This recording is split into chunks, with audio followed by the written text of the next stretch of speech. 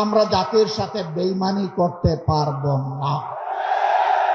লড়াই আমরা করে যাব, গণভোট বাস্তবায়নে বাধ্য করব ইনশাআল্লাহ। এই সরকার যদি ব্যর্থ হয়, আগামীতে ইনশাআল্লাহ আপনাদের সহযোগিতা, দোয়া, ভালোবাসা, সমর্থন, ভোটে নির্বাচিত হয়ে 11 দল সরকার গঠন করে সেই দাবি বাস্তবায়ন করবে ইনশাআল্লাহ। বৈষম্য দূর করে বাংলাদেশের পচা রাজনীতিকে বিদায় জানিয়ে নতুন বাংলাদেশ করার জন্য আমাদের সন্তানেরা লড়াই করেছিল। সেই নতুন বাংলাদেশ গড়ার জন্যই সংস্কারের উদ্দেশ্যে গণভোট হয়েছে।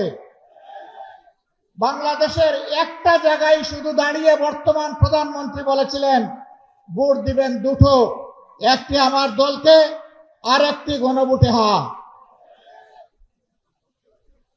তিনি প্রথমটা রক্ষা করেছেন, দ্বিতীয়টা তিনি রক্ষা করেন নাই। আজকে আপনাদেরকে কথা দিচ্ছি, আমাদেরকে বিভিন্নভাবে এই গণভোট বাস্তবায়নের দাবি থেকে সরিয়ে নেওয়ার জন্য অনেক কথা বলা হচ্ছে। পরিষ্কার কথা, আমরা জাতির সাথে বেইমানি করতে পারবো না। জাতিকে আমরা কথা দিয়েছি, লড়াই আমরা করে যাব, গণভোট বাস্তবায়নে বাধ্য করব ইনশাআল্লাহ। এর থেকে এক চুল পরিমাণও আমরা সরব না। এই আবু সাইদের রক্তে ভেজা রংপুরে আরেকবার এই অঙ্গীকার ব্যক্ত করে গেলাম। আমাদের দ্বিতীয় কথা, তিস্তা অঞ্চলের মানুষের দুঃখ। আমরা নির্বাচনের আগে বলেছিলাম, আমরা নির্বাচিত হয়ে সরকার গঠনের সুযোগ পেলে তিস্তার বালুচরে কুদাল মেরে প্রথমেই বাংলাদেশের উন্নয়নের যাত্রা শুরু করব। দুঃখের বিষয়, তিস্তা নিয়ে বর্তমান সরকারি দল অনেক ভালো ভালো কথা বলছে, আর নির্বাচনের আগে জাগো বাহে তিস্তা বাঁচাও এই আন্দোলন করেছে, কিন্তু তিস্তা নিয়ে এই বাজেটে 10 টাকারও কোনো অ্যালোকেশন নেই। আমরা আর কথার ফুলঝুড়ি শুনতে চাই না, দেখতে চাই না, আমরা বাস্তব পদক্ষেপ দেখতে চাই।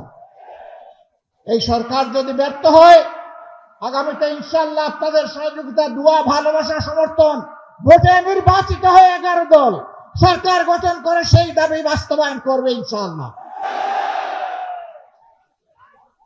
বিস্তীর্ণ এলাকা জুড়ে সীমান্তে সুড়সুড়ি দিচ্ছে প্রতিবেশী ভারত। সরকার মুখে কুলু পেটে বসে আছে। আমরা প্রতিবাদ করছি, জনগণ প্রতিবাদ করছে। শুধু প্রতিবাদ করছে না, প্রতিরোধ করার জন্য বিজিবির সৈনিকদের সাথে সমান তালে জনগণ লড়াই করে যাচ্ছে। আমরা এই সংগ্রামী বীরদেরকে অভিনন্দন জানাই। সরকারের মুখ থেকে এই ব্যাপারে এখন পর্যন্ত একটা শব্দ আসে না। তার বয়ে কাকে খুশি করার জন্য, কোন দেশের শাসক আপনারা? বাংলাদেশের জনগণের নাড়ির পালস বোঝার চেষ্টা করুন।